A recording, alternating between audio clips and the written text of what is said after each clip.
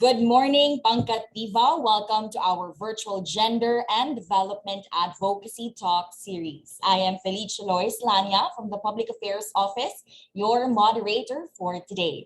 As a start, allow me to acknowledge the presence of the following: PIVAO Administrator Yusek Ernesto G. Carolina, PIVAO Deputy Administrator Raul Z. Caballes, Commodore Elson Aguilar, our guest of honor and speaker, Colonel Fatima Claire S. Navarro, General Surgeon of the AFP, members of the Executive Committee, and our division chiefs.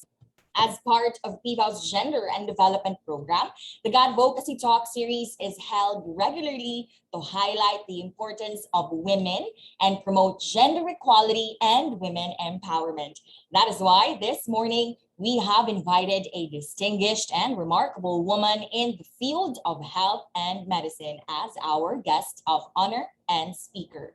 Without further ado, let us officially begin our virtual program with the singing of the Philippine National Anthem, to be followed by the panunumpa ng katapatan sa Watawat and the doxology.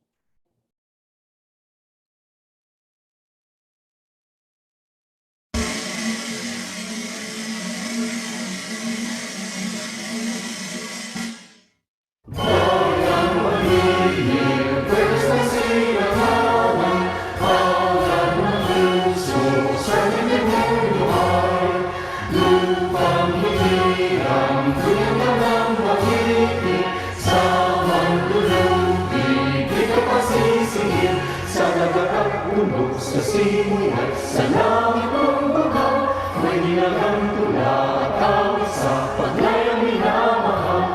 Ang kisap ng watawat mo'y tagumpay na nagniningin, pangituwin at araw ng kailan pa may madidinig.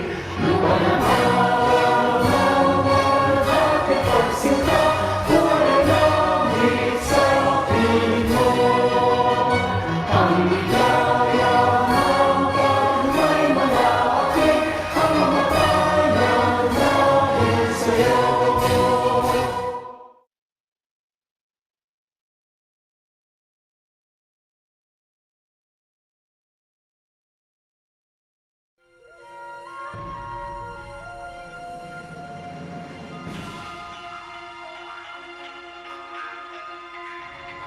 Ako ay Pilipino, buong katapatang nanunumpa sa watawat ng Pilipinas. At sa bansang kanyang sinasagisag na may dangal, Katarungan at kalayaan. na pinakikilos ng sambayanang makadiyos, makatao, makakalikasan at makabansa.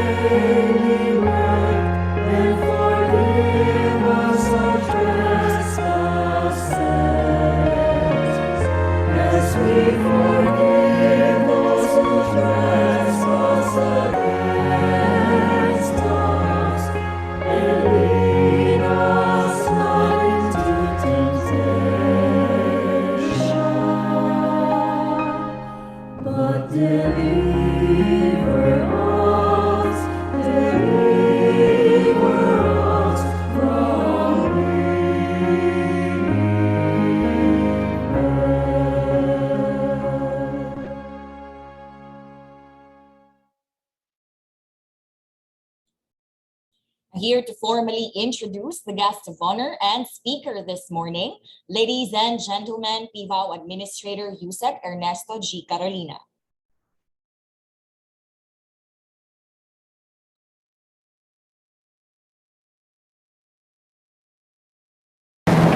Good morning, Pangkat Pibaw. We are truly honored to have with us today as our advocate speaker, a dedicated and passionate public servant who campaigns for the health and well-being of our military personnel. Being a senior military officer in the Armed Forces of the Philippines, she serves as a role model to her junior officers and an inspiration to others. She graduated with a degree in BS Psychology from the oldest university, UST, in 1988. Graduated as Doctor of Medicine in 2002 and holds a master's degree in Public Management, major in Development Security, and a master's degree in Management in Hospital Administration. To improve and gain expertise in her field, she's gone through extensive trainings such as ISO Quality Management System orientation and documentation training for the AFP Medical Center at the Department of National Defense in 2014. National Trainer Infection Prevention and Control for healthcare workers at the Department of Health in 2018. She also had training at the ASEAN Center of Military Medicine in Bangkok, Thailand in 2019 and attended the 4th Japan ASEAN Humanitarian Assistance and Disaster Response Invitation Program in 2021, just to name a few.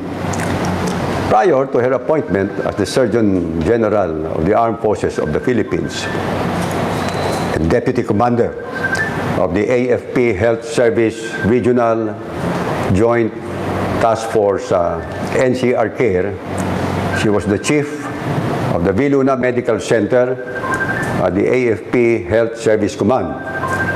She also served as the Chairperson of Hospital Infection Control at the AFP Medical Center for 11 years. Consultant neonatologist in the VLMC Department of Pediatrics and also at the Philippine Children's Medical Center and Chief of Clinics at the Viluna Medical Center. As a Surgeon General of the Armed Forces, her vision is an AFP health service that the soldiers can rely on and the Filipino people can continue to count on. An AFP health service that will save lives, heal wounds, and continuously give hope. Pangkat Pibaw, please join me in welcoming our guest speaker for today, Colonel Fatima Claire S. Navarro.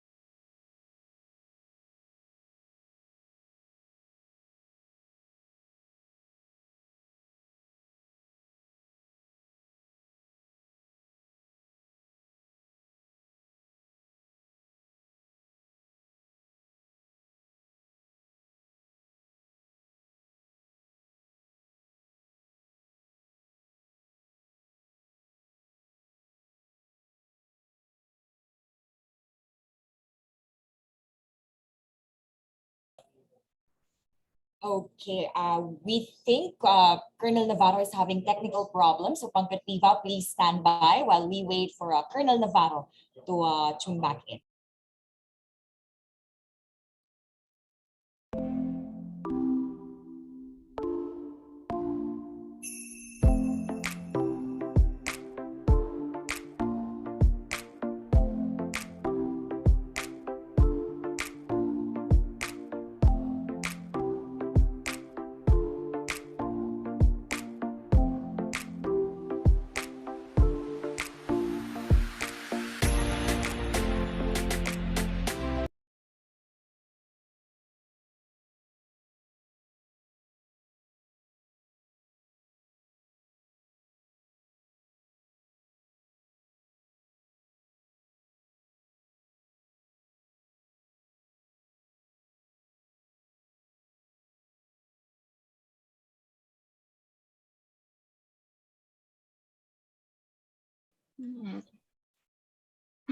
Not allowing eh. Ayan. Ayan, good morning.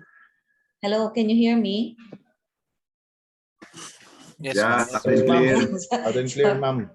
Yes. Yes, ma'am. Sorry. I was waiting for the host to allow me to unmute. Sorry. So anyway, thank you very much for that very kind introduction. So first of all, I would like to greet, of course, Lieutenant General Ernesto Carolina, AFP retired, our PIVAO Administrator. Ms. Maricel Estacio, MNSA, the Chief Human Resource Development Division and Vice Chairperson of PIVAO GAD Focal Point System. Mr. Ferdinand C. Palor, the Acting Chief, Planning and Management Division.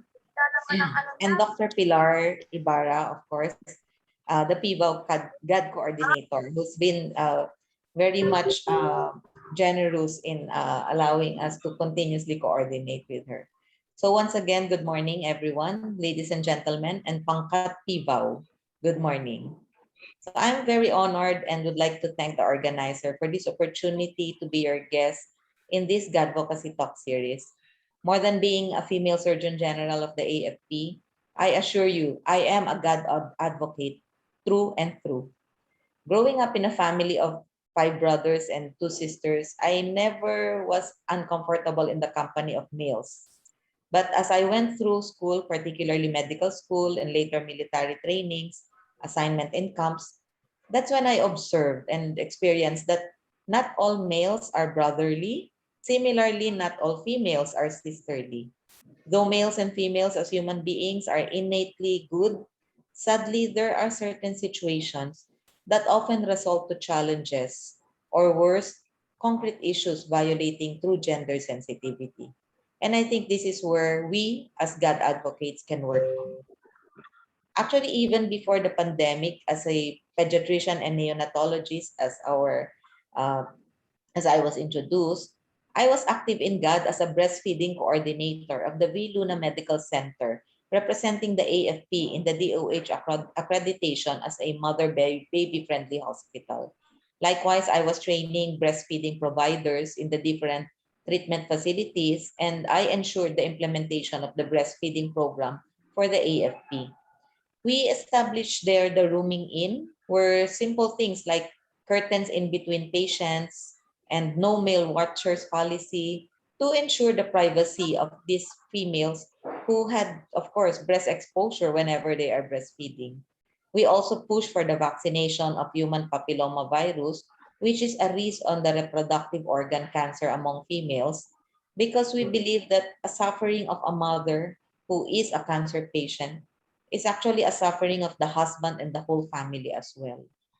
Now, moving on to this pandemic, we were also the first among the uniformed services to open and operate a national isolation facility.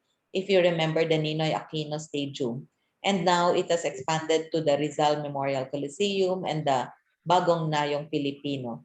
Now, with no blueprint to start on what to do, since this is the first time in the country that we were doing such a thing, I am proud to say that we definitely ensured a GAD compliant facility. We divided the facility into 2 areas with separate walkways to separate the males and the females, especially as they go to and from the toilets and bathrooms. Of course, we placed CCTVs on the corridors to monitor breaches. We also put physical barriers to the connecting corridors. And we recommended the elevation of the cubicle partitions because they are not exact rooms or concrete dividers in between rooms. So these are just like panels. So we had it elevated for more privacy. Now, during the peak of surges, after we were able to open the 2 more mega isolation facilities, we dedicated 1 facility for females and children alone. So this will better ensure the privacy as well as gender sensitivity in the toilets and as they move around. And of course, the vulnerability of these females and children are likewise addressed. And of course, let's not forget our healthcare workers.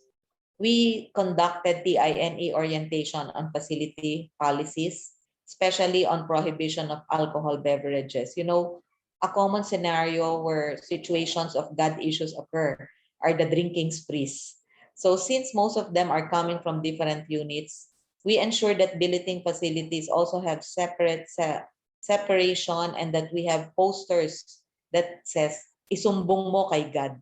And we have there a hotline number of our command nurse or group senior nurse. So this way, they know that they are monitored and they have a way to get help. So no one should be a helpless victim. Now, if there's one thing about God advocacy that I believe is the most effective, it's the body system. Having someone to look after you and having to look after someone can prevent a lot of situations that often lead to victimization of anyone, whether male or female. I commend the PVAW for having the activity like this because this is like having a big brother or a big sister, essentially a body, further guiding you and at the same time, a chance for you to speak up for any God issues you may have. To the participants, please make the most of this forum.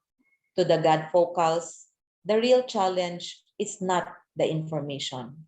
It's how the potential situations can be prevented and how the victims can connect to you for help. Sometimes, silence does not mean there's no issue. More often, the very silent ones are already victims. So let's be their eyes, ears, and their voices. Thank you once again and good morning.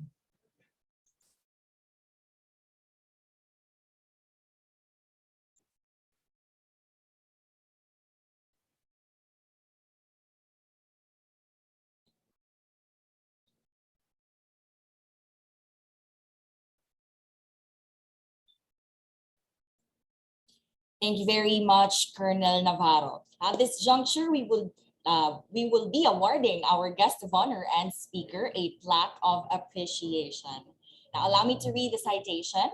The Philippine Veterans Affairs Office presents this plaque of appreciation to Colonel Fatima Claire S. Navarro, the Surgeon General of the Armed Forces of the Philippines, for generously sharing her inspiring thoughts, experiences, contributions, and outstanding achievements in support of gender and development advocacies. Given this 15th day of October 2021 at PVAW Compound, Camp General Emilio Aguinaldo, Quezon City, Philippines, signed Undersecretary Ernesto G. Carolina, Administrator. Once again, thank you very much, Colonel Navarro, for joining us this morning. Thank you. Thank you. Now, before we leave, may I request everyone to please turn on your cameras for our photo opportunity. Once again, everyone, please turn on your cameras.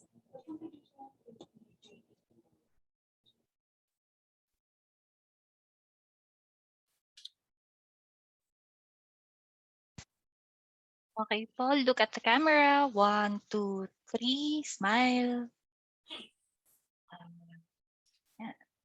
Next page po. Again. 1, 2, 3, smile. Imamadudid pala eh.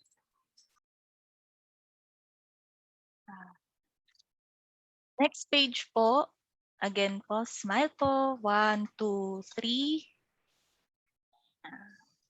And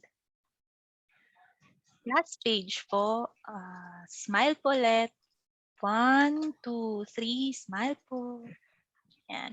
Thank you po. Thank you very much. Thank you, Colonel Navarro. Thank you very much. Thank you, Doktora. Salamat. Thank you, sir. It was Joining my us this pleasure and morning, my yeah. honor. Yes. Go, God. Thank you very much. Yusuf, do you have anything to say? Tama si Doktora to sa sinabi niya kanina. Sabi niya, she realized that not all males are brotherly. I like that, yeah. Because some of them are sisterly. Okay, thank you for joining us, and we'll see you. And I hope that next time I meet you, Colonel, you will be donning that 1 star already. Okay. Thank you, sir. Good morning. Keep safe. Thank you very much. Thank you, Yusek Carolina. Now that is it for our virtual Advocacy Talk series. Thank you again for joining us this morning. Just a quick reminder for our Zoom participants, you may leave the Zoom meeting after the singing of our Pivaw hymn. Once again, I am Felicia Lois Lanya. Thank you and good morning, Pangkat Pivaw.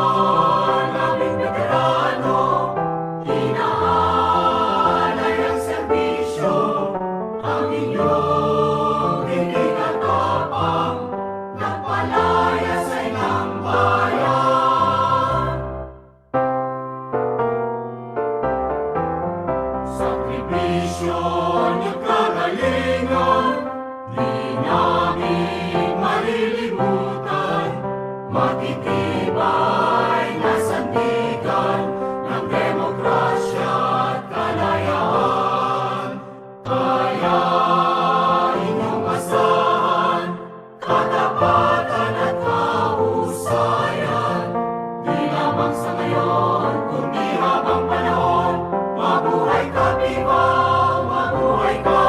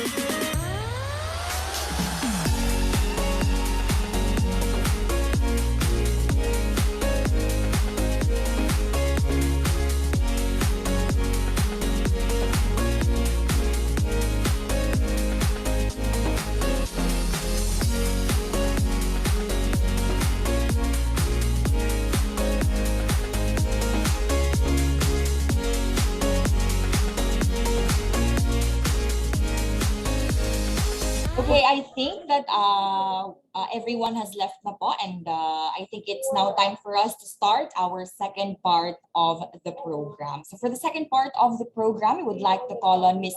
Marichelle Estacio for the discussion of PIVO-GAD programs and activities. Ma'am?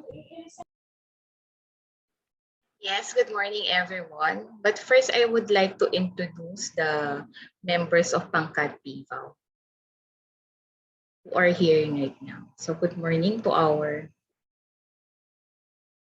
very special guest po. Ma'am Chef, Parang nawala si... ako nga po. Okay, iko-kontakin na lang natin siya. Nawala si... Si Yusek wala na. Oo nga, umalis sila. Sige, papalikin na lang. So paano? Stay lang po muna tayo, tapos papabalikin natin sila. Doon naman sa pinadala nating program, klaro naman na merong ano eh. Baka akala tapos second part.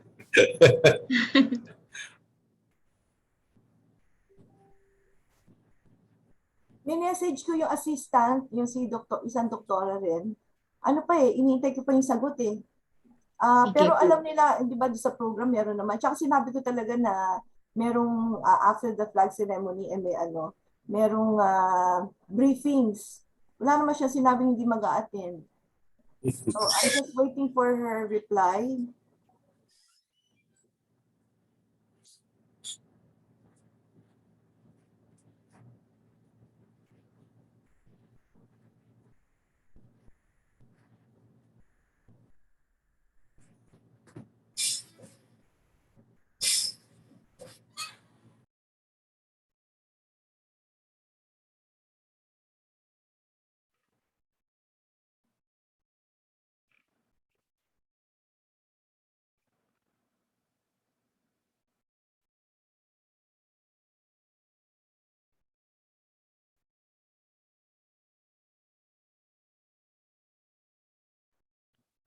Pinost ko po yung virtual background, pwede nyo gamitin sa chat room ng Execo.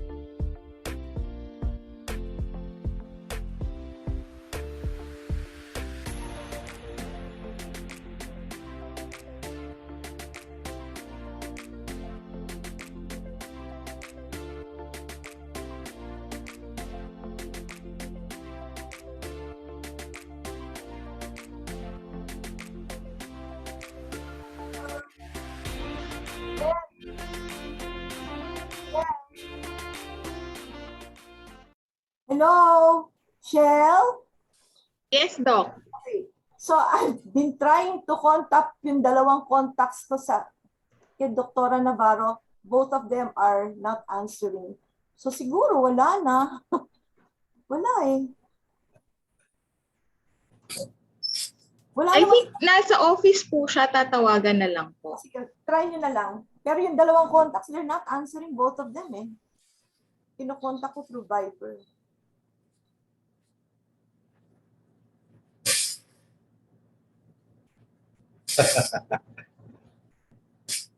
Yes, Miss Lisa.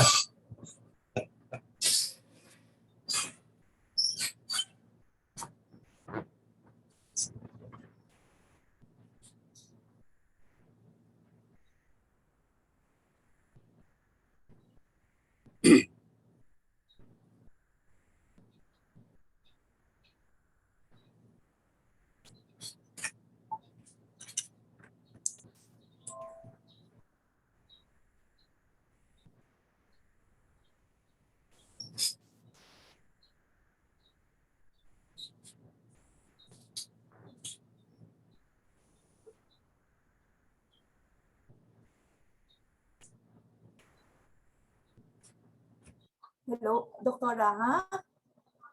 Good. Doktora. Doktora. Tanong na po namin kung makaka-join si Dr. Navarro, si Colonel Navarro sa meeting.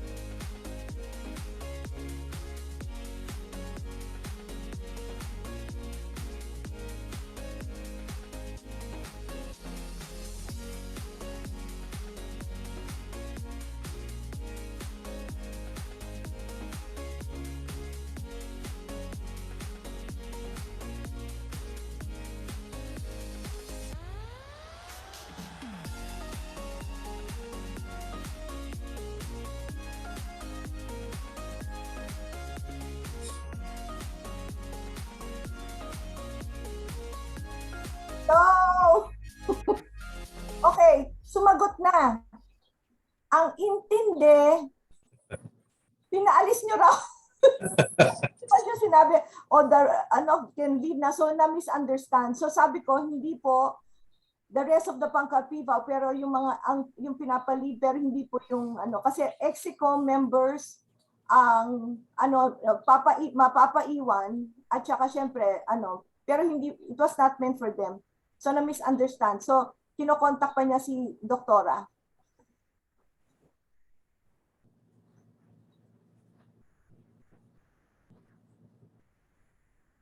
Yun ang yung intindi nila. Kasama sila doon sa pinapalive na ng room. Oh my gosh.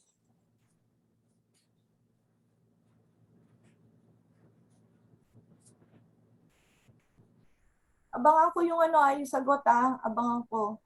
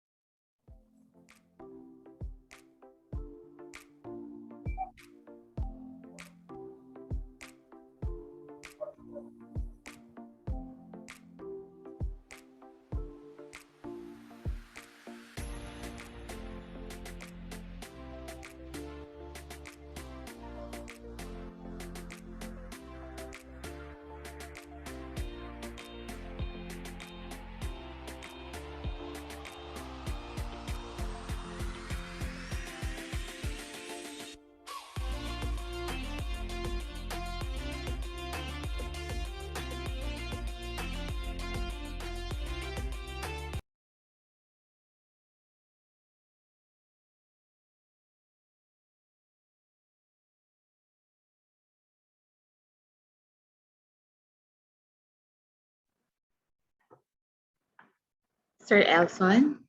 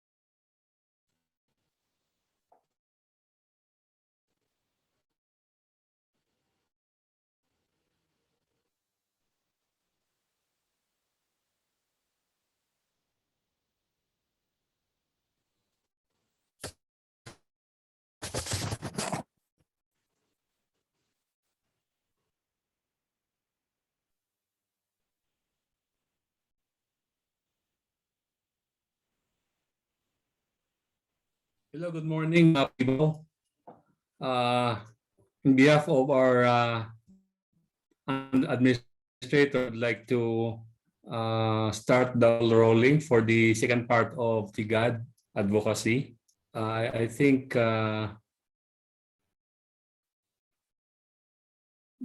Michelle Estacio will introduce the members of the EXICOM. Hello po, magandang umaga po ulit. To our very special guest, Colonel Fatima Navarro. Good morning po once again. I am pleased to introduce to you the members of Pangkat People who are here today. So yung mga tatawagin ko, kindly give a heart reaction po or you may use any of the reactions po available. So, of course, we have the Chief of the Planning and Management Division and concurrently the Chief of the Finance Division, Mr. Ferdinand Palor. So, ayan si Sir. Kaway na lang po. Ayan po. Then we also have the Chief of our Claims Division, Ms. Raquel Cahugiran. We also have the Chief of our Management Information Division, Ms. Catherine Arojo. And then we also have the of course, si Dr. Evara, nandiyan na po, kilala niyo na po. And we also have the Acting Chief of our Veterans Records and Management Division, Ms. Olivia Alejandrino. We also have the Chief of our Budget Section, Mr. Lawrence Buenafe. We also have the Chief of our Plan Section, Mr. Mark Gabriel Solis. And then the representative from our Legal Affairs Division, Attorney Mark Angelo Dante Palatao. Then we have the Chief of our Procurement Management Section, Mr. Engineer Diomedes Palor. And of course, the Executive Assistant of our Administrator, Ms. Lisa de la Cruz, and another staff of our Administrator, Ms. A.B. Hipolite. So now po, I would be proceeding with yun pong ating the presentation of the PVAL's GAD program.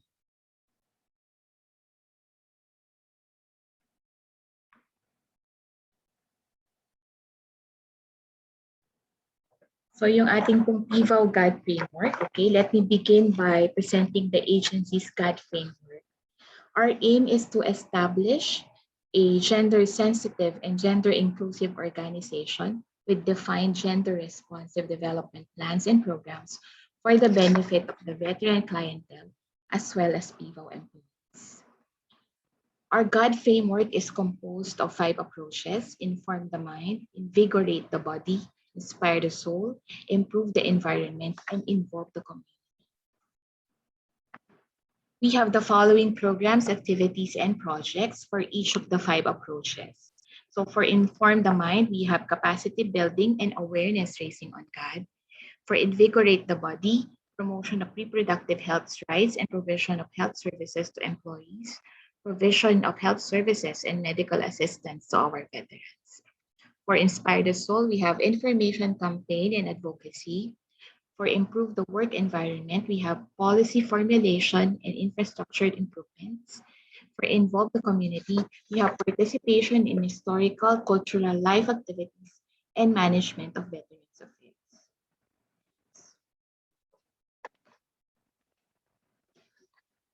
Allow me to give you a glimpse of our GAD activities and accomplishments. For our capacity building and awareness raising of GAD, we conduct gender sensitivity seminars, seminar workshops on ending VOWC, seminars on fighting sexual harassment, and seminar on effective parenting and positive discipline.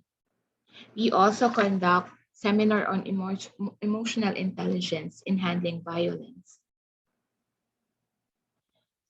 We also, to ensure the effective, we also established the PVOW, Men Opposed Against Violence Everywhere group in PVOW.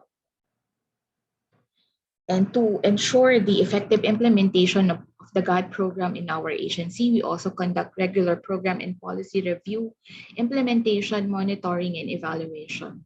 We started to use the gender mainstreaming evaluation framework and harmonize gender and development guidelines in our GAD planning and budgeting and GAD program monitoring and evaluation.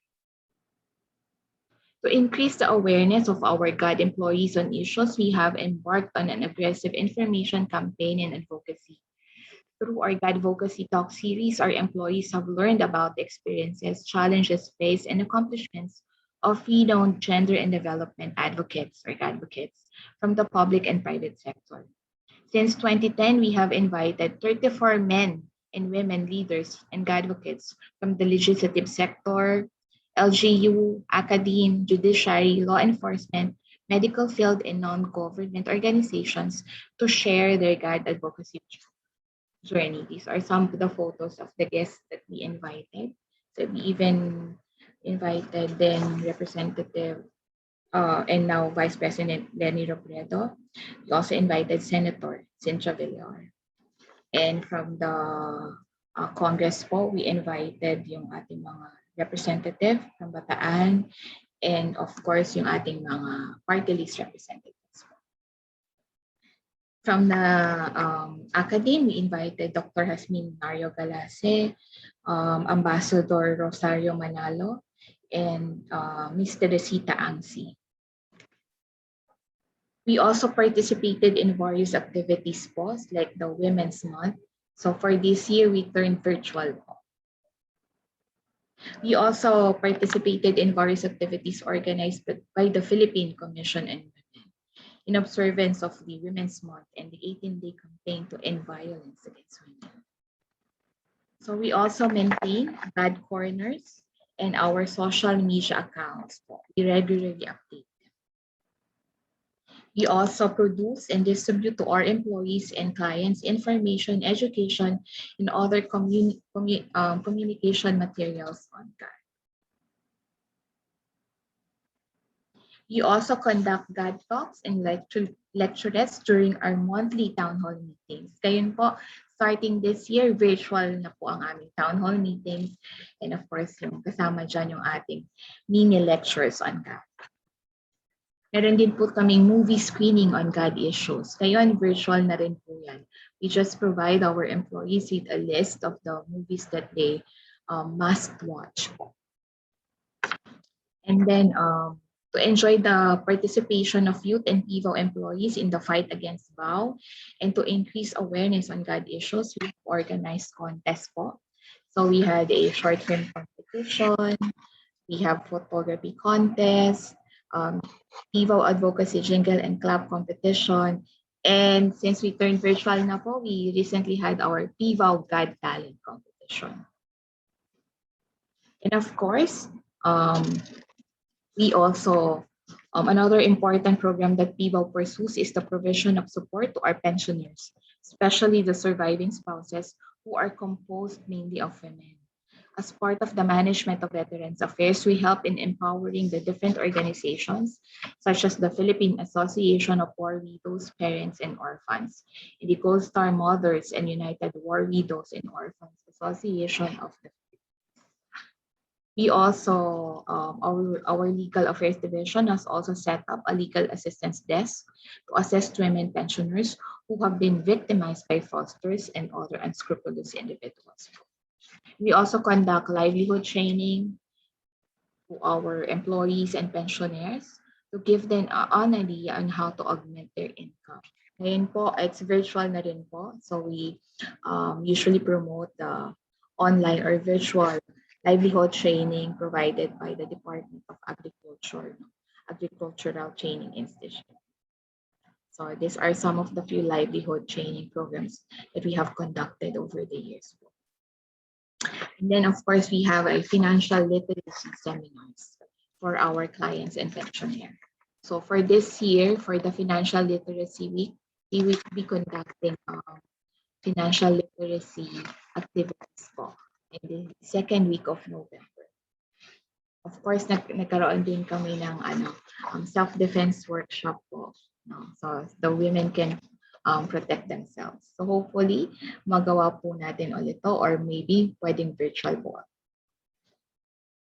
Then of course, we provide po reproductive health rights and health services to our employees and clients. So meron kami anti-cervical vaccines, annual physical examinations, lectures on understanding women's health and men's health, even lectures on HIV and gynecological infectious diseases. And of course, because of the pandemic, and nagkaroon din po tayo ng anti-COVID vaccination program for our veterans, employees, and dependents at the VMNC. And yung employees naman po natin, we encourage them to avail of the free vaccination through their LGUs. No? Meron din po kaming anti-flu vaccination programs for our veterans and employees. And then of course, we also have our PVAL, Veterans Hospitalization and Medical Care Program.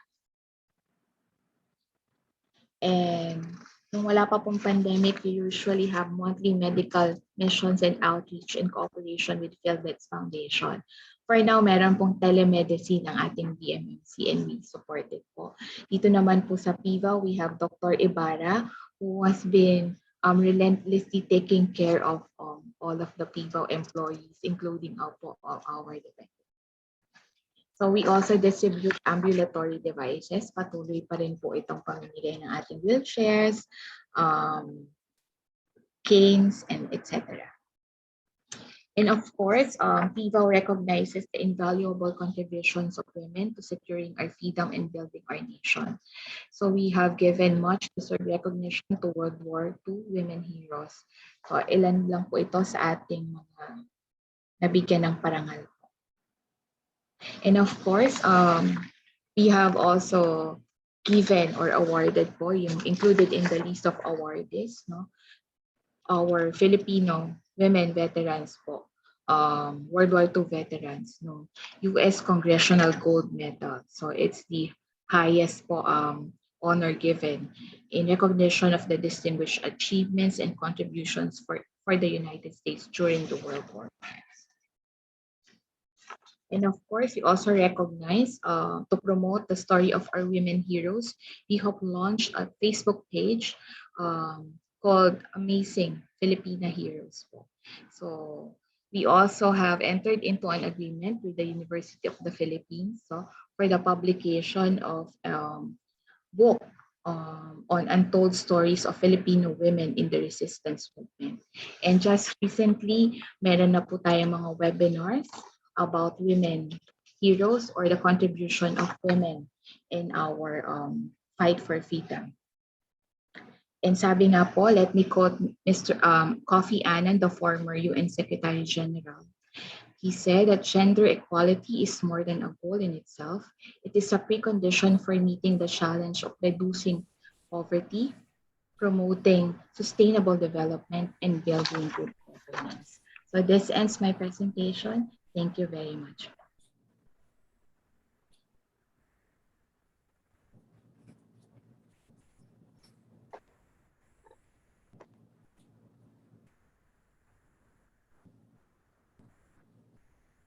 Now the next presenter would be the acting chief of our Planning and Management Division, Mr. Ferdinand Calor.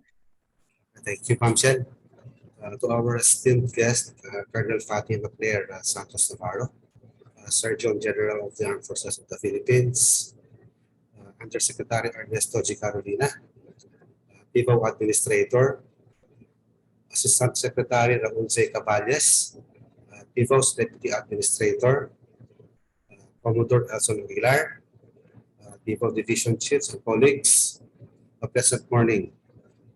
It is my honor to present to you DIVAW as an organization that empowers veterans and motivates future defenders. The outline of my presentations are as shown. We derive our mandate from the 1987 Philippine Constitution, whereby the state is tasked to provide immediate and adequate care and benefits to veterans and their qualified dependents, and shall inculcate in the youth patriotism and nationalism. DIVAW's core activity under Program 1 is related to pension and benefits operations. As shown, the veterans and their qualified dependents are entitled to 4 types of pension benefits, which are as follows. Old age pension amounting to 5,000 pesos per month, granted to a veteran who is at least 65 years old or to the surviving spouse upon the death of the veteran. We successfully implemented Republic Act number 1164 in January 2019, which increased the monthly old age pension of senior World War II veterans, Korean War veterans, and Vietnam War veterans from 5,000 to 20,000 pesos. That pension amounting to 1,000 pesos per month, which are granted to dependents of veterans who died in line of duty or a disability pensioner who died due to a service-connected disability or sickness. Disability pension granted to our veterans who were disabled or injured in line of duty and to veterans of military campaigns with a disability discharge rating. Maximum pension is only 1,700 per month. Moreover, a veteran upon reaching the age of 70 years old is deemed as having total administrative disability and shall also be entitled to similar benefits as those with 100% disability rating. For non-pension benefits, DIVAW extends the following assistance. Burial assistance of 20,000 pesos to help defray the funeral expense of a deceased veteran, and the educational benefit assistance, which refers to the payment of school fees for World War II, Korean and Vietnam veterans, or for the surviving spouse or one direct descendant of such or said veterans in whose favor he or she renounces such right. The amount of the school fees is at the maximum of 40,000 pesos per year to the eligible beneficiaries for a 4 or 5 year course.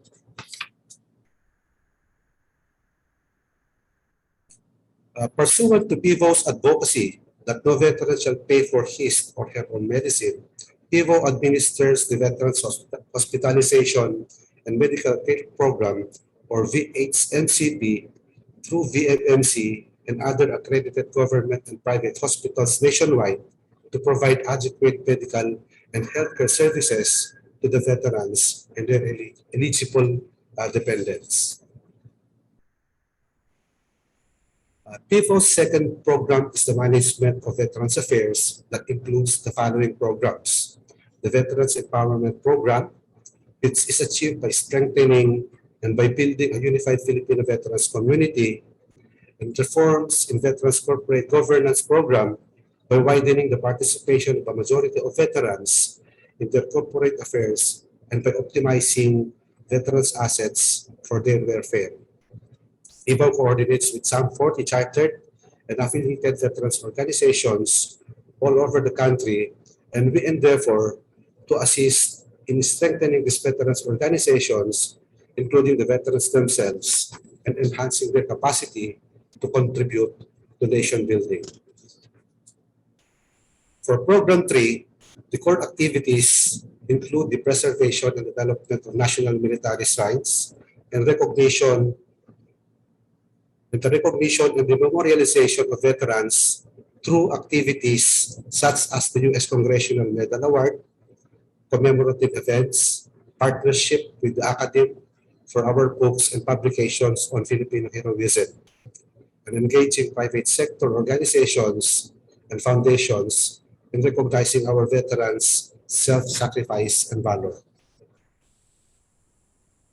Over the years, PIVO has continually studied, reformed, and improved our services in order to cater to the needs of our primary stakeholders, the veterans and their families. Our long-term vision and our current accomplishments are based on Kagitingan Roadmap 2028, the agency's strategy. With Kagitingan Roadmap 2028, we were able to journey alongside our veterans with a shared vision, that is to build a strong veterans community which eventually become a reliable partner in nation building. The implementation of the Kagitingan Roadmap since 2014 has indeed brought transformational changes, both within the organization and with our stakeholders.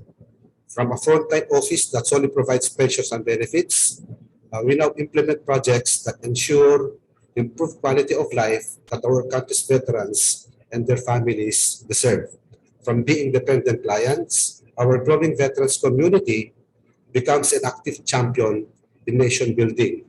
And from building infrastructure and sharing stories, we now advocate for Kagitingan builders or our reminders for our love for country to inspire Filipinos, especially the youth, to join the Kagitingan Roadmap 2028 movement. In our organization, we were able to demonstrate the Kagitingan Roadmap by putting our shared values at the center, which are patriotism or love for country, integrity or having strong ethical principles, solidarity or our shared commitment to provide the best services for our stakeholders, and professionalism or demonstrating transparency, efficiency, and growth. To ensure that we were able to provide relevant services, PIVO has its strategy refresh sessions last March, wherein empowered veterans community and motivated the future defenders remain as desired outcome of our KR 2028 efforts. During the session, we reviewed and realigned our goals and targets based on the PIVO's current standing.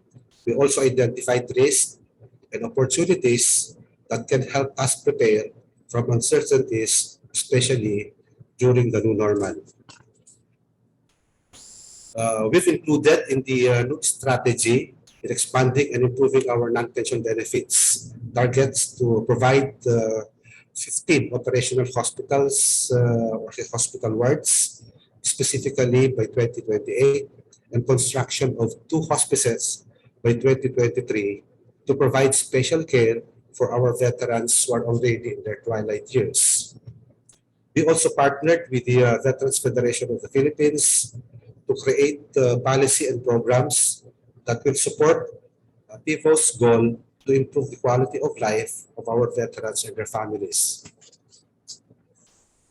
In line with our Kagitingan Roadmap goals, here are our accomplishments for this year. For empowering veterans community, as of August of this year, PIVO was able to deliver almost 6.5 billion worth of pension benefits for 152,017 pensioners or warm bodies, both residing across the country and abroad. The pension fund utilized includes the increase in the old age pension for senior World War II, PEFTOC, and Vietnam War veterans by virtue of Republic Act number 1164, which increased the amount from 5,000 to 20,000 pesos. As PIVO stays true to its core philosophy, Serbisyo sa Veterano, Serbisyo sa Bayan, PIVO ensures timely and secure delivery of pension benefits through direct remittance pension servicing system in partnership with pension servicing banks and financial institutions. PIVO also expanded its validation process to ensure the integrity of the pensioners list by including contactless validation via email, Skype, and other online messaging platforms. We also listen to our stakeholders' feedback through simplified online surveys.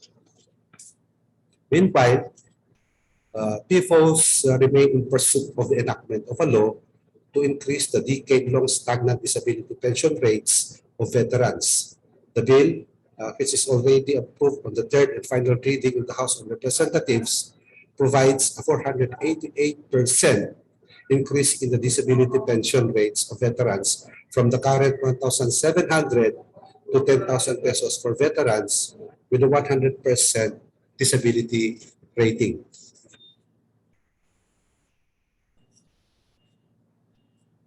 For motivating future defenders, in the first semester this year, the House Committee on Higher and Technical Education approved House Bill number 5791 or an act mandating the instruction of World War II in the Philippines in higher education, authored by Representative Roman T. Romulo.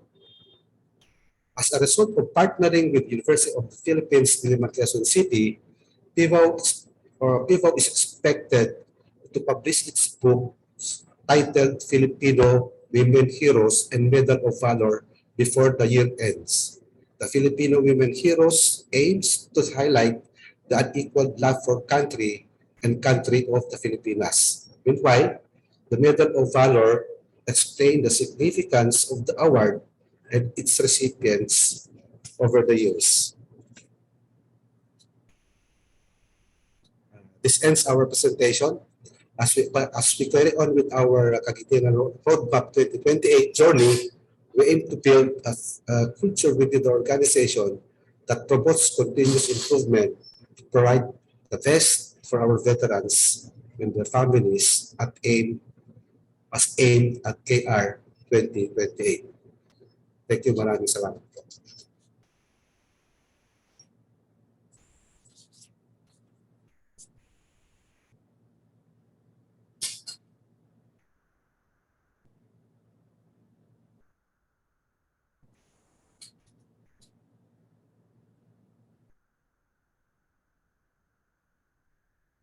Sir Nelson, that ends the briefing.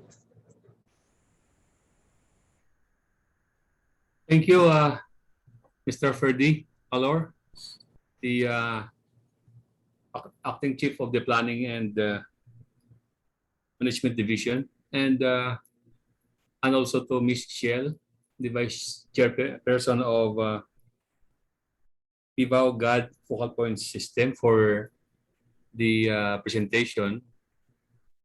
I'm very sure that our guest from the Armed Forces of the Philippines, Surgeon General, headed by Colonel Fatima Navarro, Medical Corps, and the viewers for today's event were very well informed of PIVAO's activities regarding gender and development. Let's continue our gender and development efforts in promoting gender equality while performing our mandated tasks. Administrator, sir.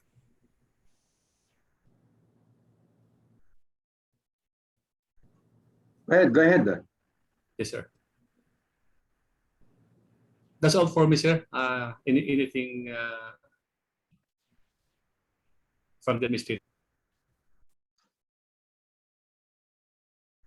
Okay. Where are we now? Unstable yung ano kanina eh, yung okay, internet. Where are we now, Elson? Are we in the open forum? Sir, we're done with the briefing done by Pistacio and Mr. Palor. You asked Colonel Fatima if she has any question. Doctora, do you have anything to clarify or want to be expounded on the briefing that you got? So good morning once again, sir. Good morning, everyone. First of all, I'd like to really commend PIVAO for this very good GAD program.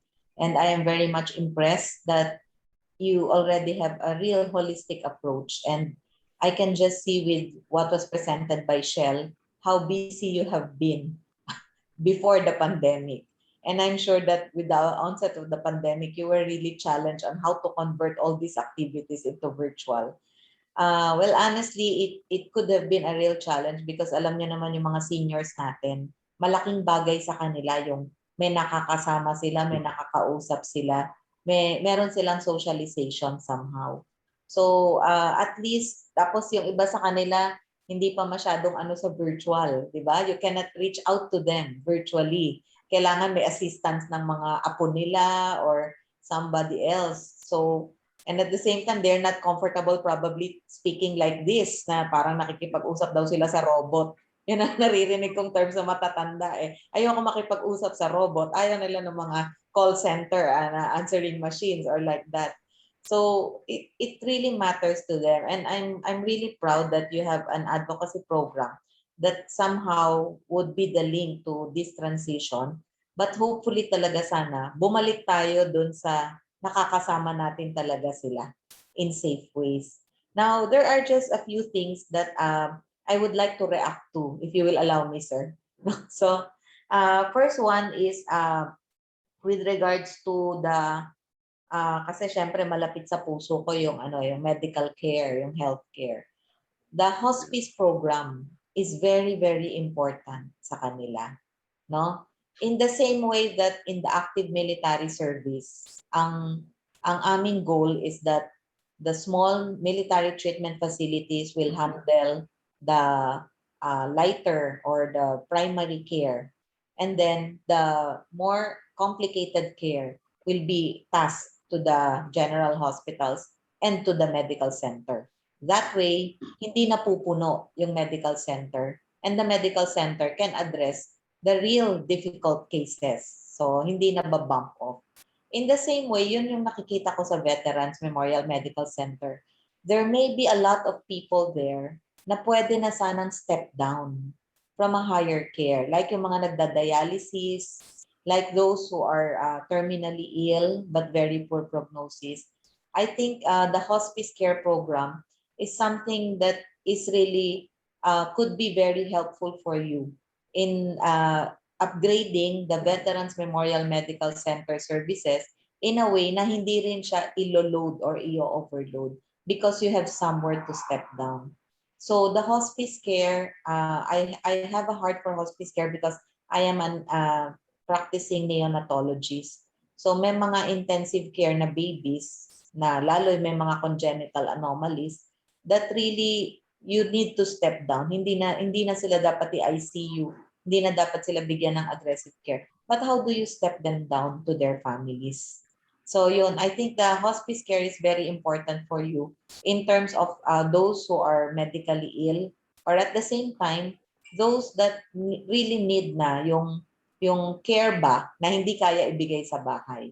So that's very important for you in preserving your Veterans Memorial Medical Center, and at the same time, giving the dignity in the last days of the lives. Yun kasi yung critical sa kanila.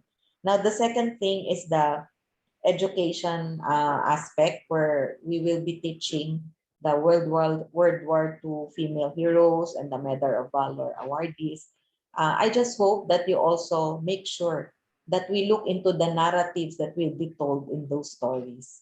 Kasi ang problema sa history is there are always two stories on each side. So baka yung narrative ng history can be converted into a different narrative, and it can be a real challenge for us in what we will be instilling or indoctrinating in the young children, particularly in as they go up, lalo yung ganitong age sa education nila na they are parang sponge yung kanilang brain, and they are absorbing anything, and they are building their values based on these things that they hear, that they listen to. So I think very important that you really scrutinize how it will be narrated to them during their education. So I think in essence, I would really commend and kudos really to PVAW for continuing this. Sooner or later, in 2 years' time, I'll be joining also the veterans group because I'll be retiring also. So in what I can... 2023 ako, sir. So malapit na rin. So tagal pa yun. Yes, but rest assured that right now that I'm still in the active service, we are also working closely with veterans. We have exchange programs sa mga trainees natin, sa mga doctors, no? And we're looking also in trainings of some of our allied special care. And at the same time, we are also very active naman pagka mga activities, no, that you may need us. So I think it will be a real learning experience for us this pandemic on how we will continue not just the God advocacy but also the veterans advocacy. Now, we have to make sure that our heroes really deserve to be treated as heroes. And I'm sure that they are very grateful to you. And hindi man nila kaya kayo regaluhan or bigyan ng anything right now, I tell you, your blessings will be much, much more. Because these are the gifts that you give to them without asking anything in return. So once again, good morning, everyone. Thank you po, sir. Navarro, I have some items for you, if you don't mind. Yes, sir. No problem. Because you know the healthcare, the medical and healthcare is a very big aspect of the service that we give to the veterans. Number one, on the hospice, meron na ba kayong hospice sa Biluna? Do you have already a hospice in the AFP healthcare system? Meron na kayong hospice? Actually, sir, if we will look at the policy of the AFP kasi po, once they qualify for a hospice care, we just definitely walang facility for hospice. So what we do is we empower the families. So sometimes merong uuwi na baby or bata na naka-oxygen na siya or adult na oxygen requiring na siya forever. So we prepare the house. We check kung sino yung magbabantay sa bahay, sino. So parang nagkakaroon ng home setup, ng hospital setup within the home. Ganun lang, sir. Walang hospice area. Pero honestly, Navarro, yes, sir. It would be advisable kung magkaroon talaga ng hospice yung some selected AP hospital kasi yung sinabi mo na ini-empower nyo, maybe you cannot even touch 10% of your constituency with that kind of system, di ba? Kasi halos ano yan man to man, mahirap implement. Well, anyway, it might help you kasi nauna na kami. So if you want to put up a hospice, meron na kayong template. We are putting up a 100-room hospice at the BMMC. We have the money already. They are bidding it already, 135 million. We have the money already. Ang purpose nun is exactly as what you said, no? We have almost 1,000. Yung BMMC is a 750 pero expanded na siya ngayon bed hospital, but more than 100 are occupied by aged veterans. Kasi there are many veterans who are not exactly sick, no? Wala naman sila sakit, pero hindi rin sila stable, hindi sila healthy kasi matanda na, no? 90 plus, some are 80 plus. Ayaw nang iuwi ng mga mahal nila sa buhay dahil pag kinapos daw ng hangin o nagkaroon ng problema, baka mamatay sa traffic bago makarating sa BMMC. So hindi na nila inilalabas. And they occupy, invariably, they occupy some of the rooms, no? Almost 100 rooms na dapat nagagamit nung talagang regular na patient. So ang ginawa, that gave the impetus para magpagawa kami ng hospice. Para nandyan na sila sa loob ng BMMC and may caregiver sila doon and they are properly taken care of. Pag inatake sila o nagkaroon ng hindi sila takot. Nasa tabi na sila ng hospital. So maliliberate namin yung mga, sabi mo nga, yung mga nagdadialysis na matatanda na, ayaw na umuwi ng mga yan So yun ang So we have that template already. There is a design, etc. So pagka naisip ninyong kumuha, you can go to BMMC and get that template para mas madali na. Maganda yung design nila. The other one is, but we are not satisfied with that, Colonel Navarro. Kasi hospice lang yun, nasa loob ng hospital eh. Yes, The sir. greater Hindi part siya of the ideal. population, Yeah. the greater part of the constituents are veterans. Many of those who retired in the armed forces, no? Kamukha mo, pag retire mo, veterano ka na kagad eh. But you will wait up to age 65 to get an old age pension. But between that period, from age 56 to age 65, veterano ka na. And you are entitled already to hospitalization and so many other benefits that veterans are entitled to. So gusto na namin makapture din yun, yung mga veterano na yun. In their medical, kasi meron kaming unique na reimbursement program. We have about 200 million a year so that veterans who get confined, no, in hospitals, yung mga nasa Visayas, Mindanao, hindi makakapunta ng BMMC, na hospital sa private hospital, nare-reimburse namin. But many of the veterans na hindi pa pensioners, hindi nila alam yon. So hindi namin sila nahihipo. And that's one area na gusto namin makipag-link sa inyo, sa Surgeon General. So we have accredited certain hospitals, no, na pag na-confine doon yung veterano, binabayaran namin yung bill. So nung si Director Mia, maybe you know him, no? Si Mariano Mia, no? When he was the Surgeon General, we tried to start that program na yung mga AFP hospitals, kasi nag-improve na yung mga hospitals ninyo, can be accredited so that when the veterans get confined there, kasi yung mga bagong retired, comfortable sila sa AFP hospital eh. Lalo na kung hindi naman grabe yung sakit nila. So pwede silang pupunta doon sila medically will be attended to. Tapos ibibil na lang ninyo yung PIBAW, BMMC, babayaran. We have that system. Hindi nag-progress kasi at that time, siguro mga 4 years back yan eh. 4 years or 5 years back nung Surgeon General si General Mia. Yung AFP hospital system, they cannot figure out how to do it. Sabi nila, wala yan sa MOE namin, etc. Marami silang mga dahilan. But the truth, Colonel Navarro, it is very simple, very simple system. Kasi nagagawa namin sa private hospital.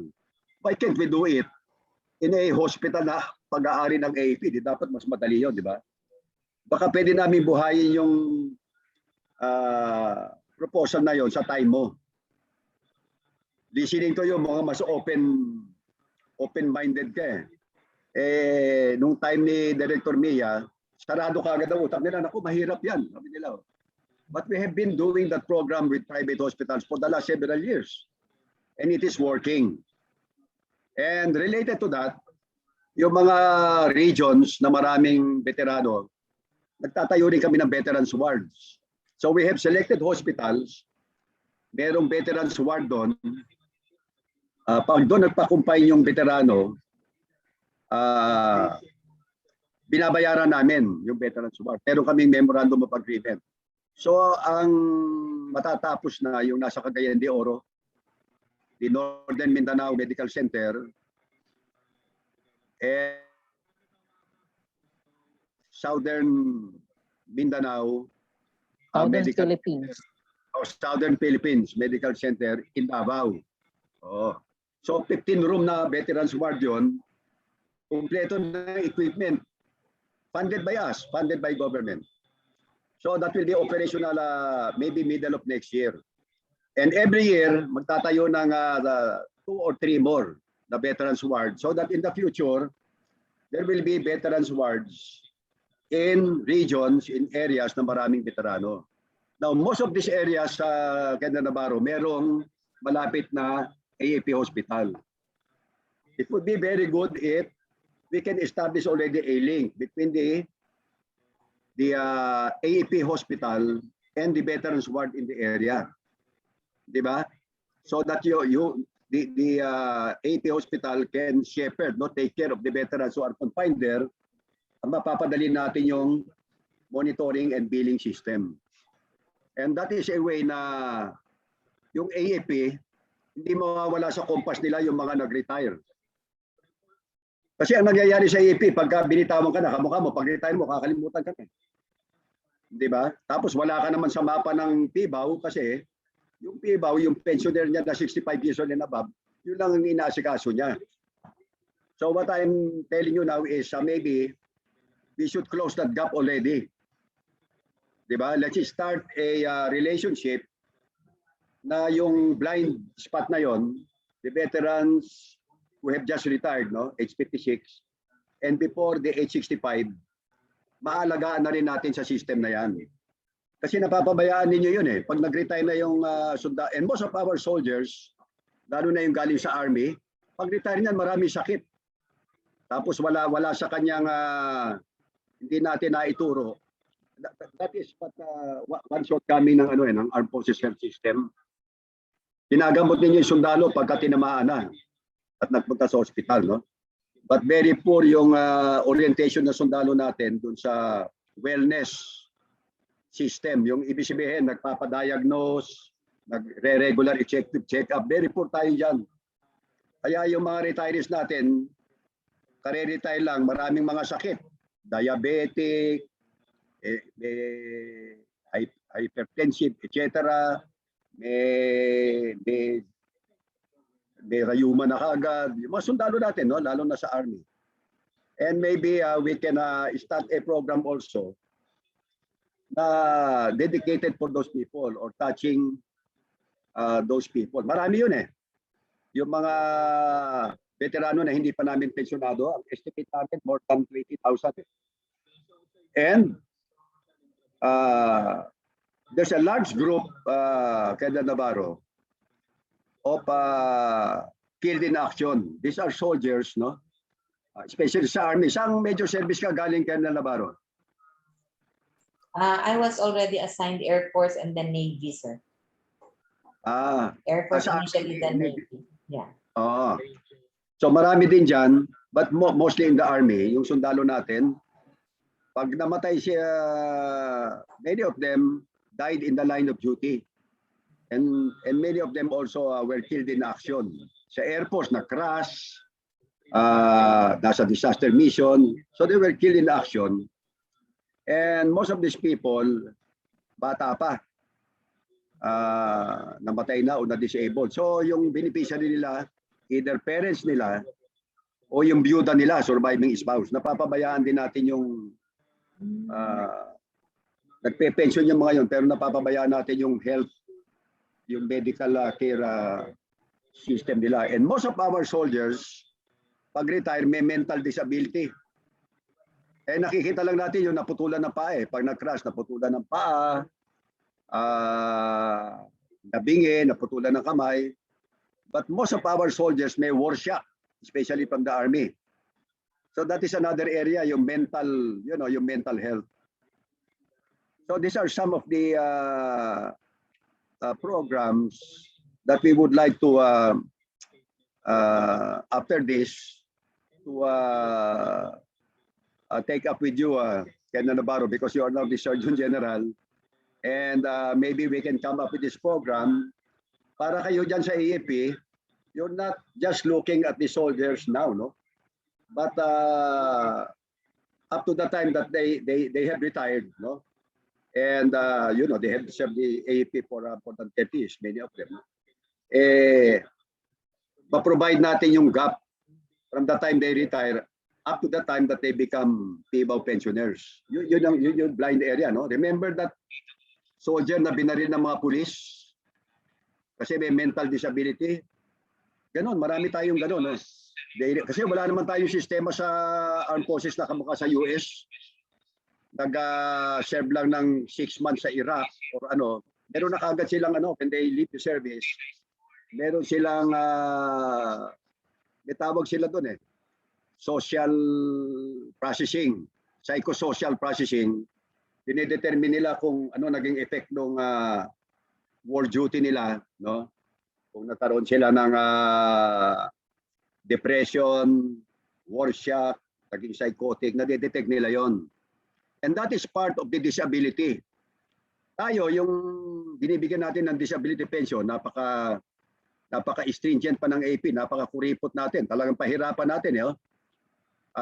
So, parang tinitipid natin para konti lang ang babayaran natin na disability pension. I think you should review that already, Kenda Navarro. Kasi it is costing us more.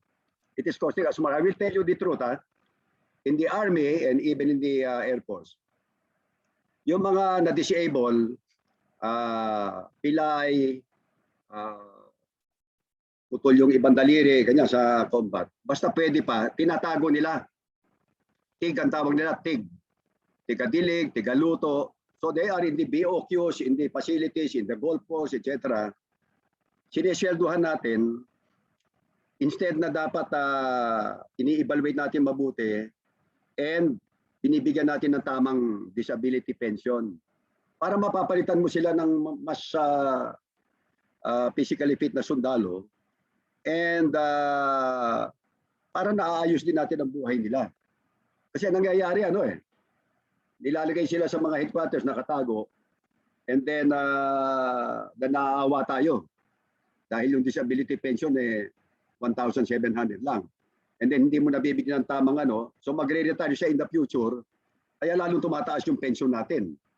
And yet, during that period na pinapatronize natin sila, nagsasuffer your organization, di ba? Di ba? Sa Army, ang estimate ko, mga 2 batalyon yan. Biro mo. 2 batalyon ng mga disabled, nakatago. Tagaluto, tagadilig, tagalinis, panay mga taga-maintain ng golf course. So maybe we should look into that. I have Dr. Ibarra, nakakilala na kayo. She handles the disability pension. Disability pension. And we have a very weak system with the AFP, no? Kasama nila. When it comes to mental disability, hindi natin naalagaan yun. So far, yun lang muna, Doktora. Yung hospice, yung veterans wards.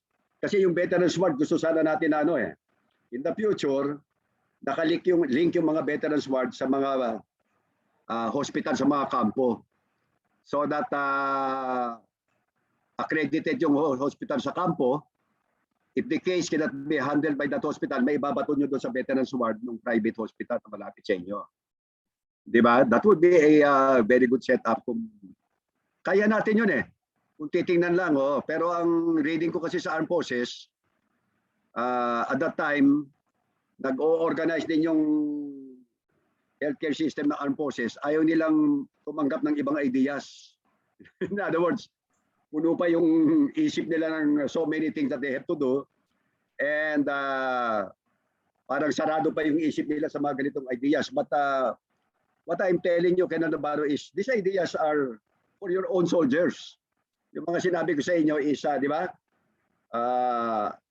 Para ma-expand yung, kasi ang tinitingnan natin yung nasa harap lang natin na sundalo So what I'm saying is, at the level of the Sergeant General, just like in other countries, we should be able to look at the total ecology, and tawagan nila, the total environment of the healthcare system of the Armed Forces. From the time they enter the Armed Forces and the time they leave, you are sure na may clean bill of health sila.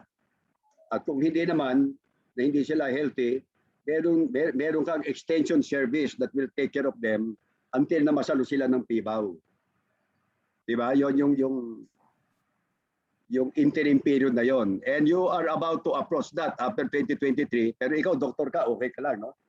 But the bulk of maybe more than 90% of our constituencies armed forces are poor soldiers, no? Who have not developed a habit of, taking care of their health. Yung nga lang dental health, napaka-poor ng sundalo natin dyan, di ba? So a large percentage ng sundalo pag retire, tinan mo, bad breath, tulog ang ngipin, etc. Nasa army, ganun. So I hope we can improve on that aspect, Kenda Navarro, and you have more than 2 years, 2021 up to 2023, to be able to do that. Okay, I hope... Sir, if I may respond a little para lang. Yes, thank you. Sir. Apo, sir. Thank you, sir. Thank you so much for those inputs, sir. But just to update you, sir, no po, sa AFP health system kasi I think you were already out of the service nung naging 2017 na AFP Health Service Command na and everything, no? So, yan po, sir. Just to give you some update po para medyo naman to put us, of course, in a lighter mood, no, sir? So, in terms of hospice care, sir, I think our initial hospice is really the convalescent ward.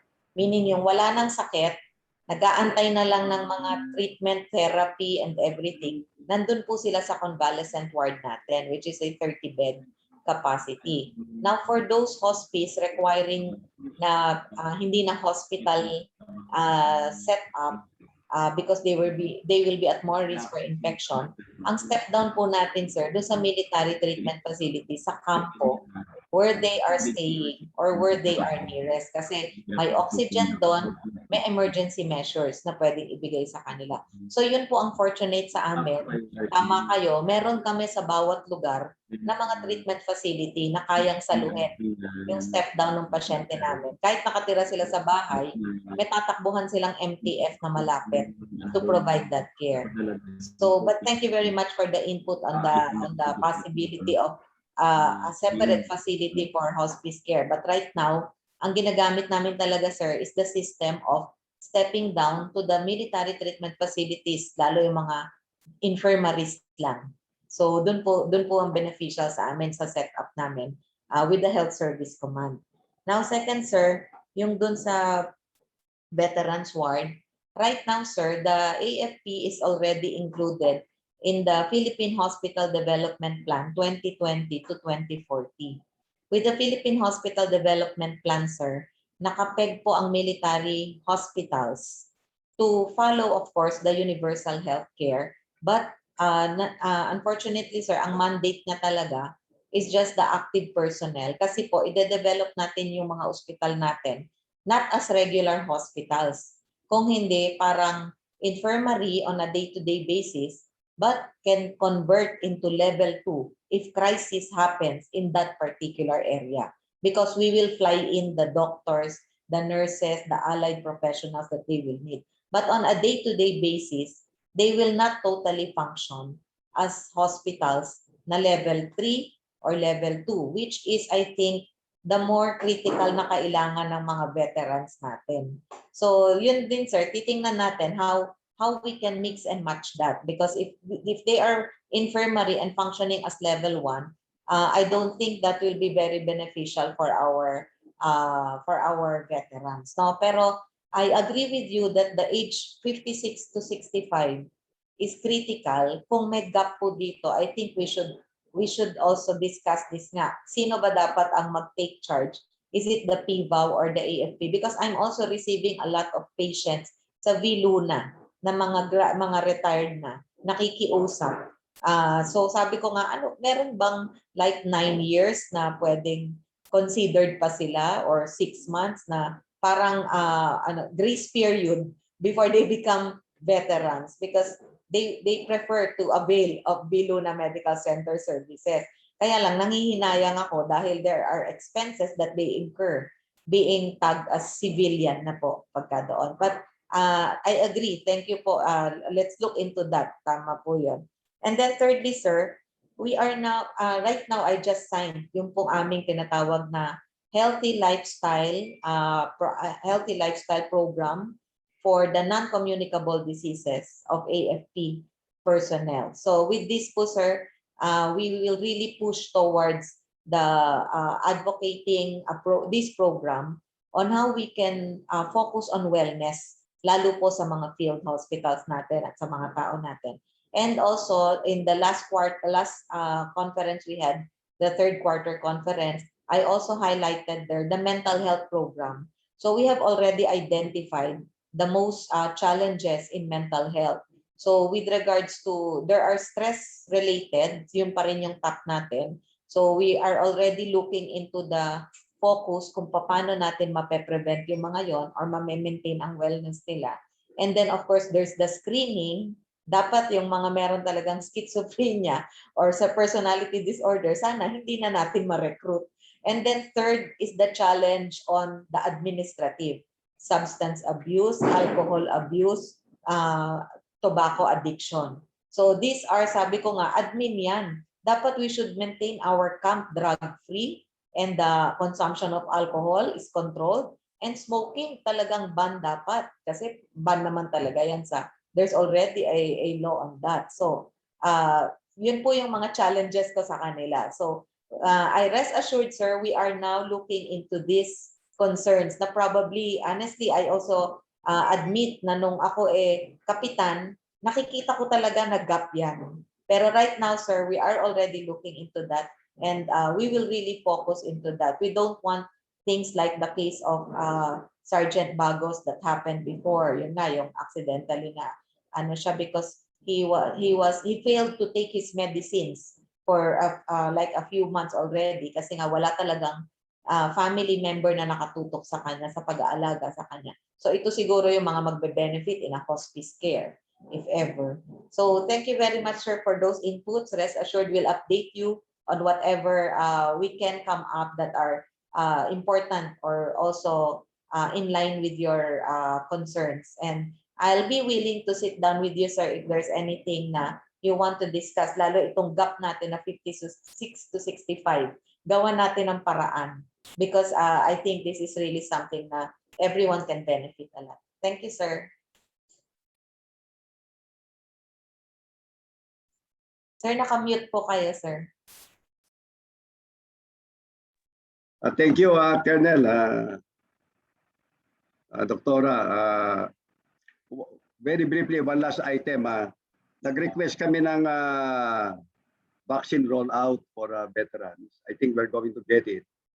And again, yung mga yung retirees na between age 56 and 65, hindi pa namin pensioner noon. Hiningi ko yung listahan kasi veteran na sila from the PGMC, from the Armed Forces. So kung makuha namin yung quota, yung allocation nila for vaccine, we are planning to tap the AFP hospital na doon sila magpa-vaccinate, magpa-vaccine. No? So meron naman siguro tayong capability, no? So meron naman kaming identified na mga vaccination centers. Hindi lahat ng MPFs. Meron lang, sir, na identified. Pero in whatever way we can help, we will do. Kasi yung iba rin naming tao, sir, sa LGU namin kinonect kasi malayo yung mga MTF nila. No? Pero yung iba naman naming MTF, hindi complete yung requirement ng DOH sa kanila para maging vaccination center. So yun, sir, yung mga naling. Pero yung mga MTF namin na vaccination center, walang problema, sir. Walang problema. Thank you. Thank you, marami sir. rin naman. Marami rin kayong vaccination centers. 37, sir. 37 all over the country. Okay. Siguro we'll just identify that. Kung meron kaming mga, kasi yung list naman namin, may pangalan, may address. Kung merong malapit sila dun sa AP Vaccination Center, doon namin sila ibato or doon sa LGU, whichever is more convenient. Gusto lang namin magkaroon sila ng choice para ma-encourage sila kasi yung age group na yan medyo 50-50. They're not so inclined na magpa-vaccinate. So you have to motivate them also. So thank you. Thank you, Doctora. We have taken much of your time and we truly appreciate it. We truly appreciate it. And as I told you, we look at the medical and healthcare aspect as a very, significant,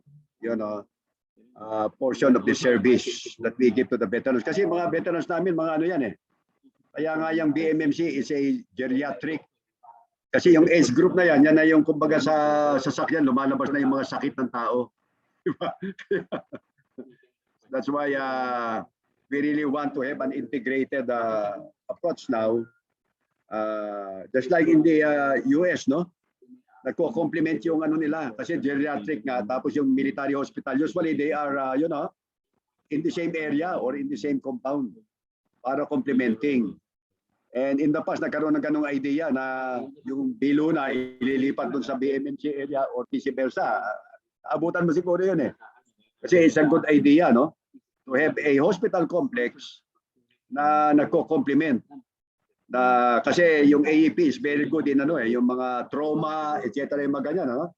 Samantalang yung Veterans Hospital, geriat, they are good doon sa mga sakit na pag matanda, mga prostate cancer, pneumonia, blah blah blah, etc. Dialysis. Yung BMMC has even more dialysis machine than the kidney center. Yeah. They have a very, I don't know, nakapunta ka naman siguro sa BMMC, no? Yes, sir. I just met with Sir Mejia, I think 3 months ago. Yeah. Dahil we were also putting up a cardiac catheter unit and they also put up a cardiac catheter unit. So medyo nag-share notes din kami, sir. That's right. You must have noted how in the last 5 years, yes, sir. how the facilities of the BMMC has improved, di ba? So tuloy-tuloy yun eh. So okay. Thank you, sir. Navarro, thank you. Thank you very much for spending the day with us. Sir, can we have muna po a group picture, sir? Para kasama. Group picture? Sige. Okay. Miss Grace, paki-gallery view mo yung Yes po. Okay. Next na group picture natin, general na, si Kenan Navarro. Okay po. Smile po tayo. 1, 2, 3. Thank you po. Okay na po.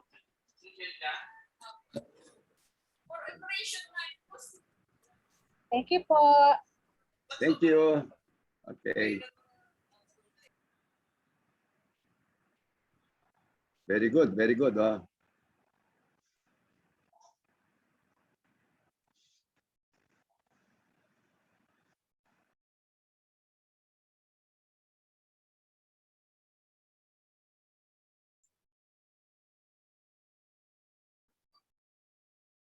Thank you once again. Thank you po. So are we okay to leave na? Yes po, Colonel. Thank you po. Salamat po. Thank you po.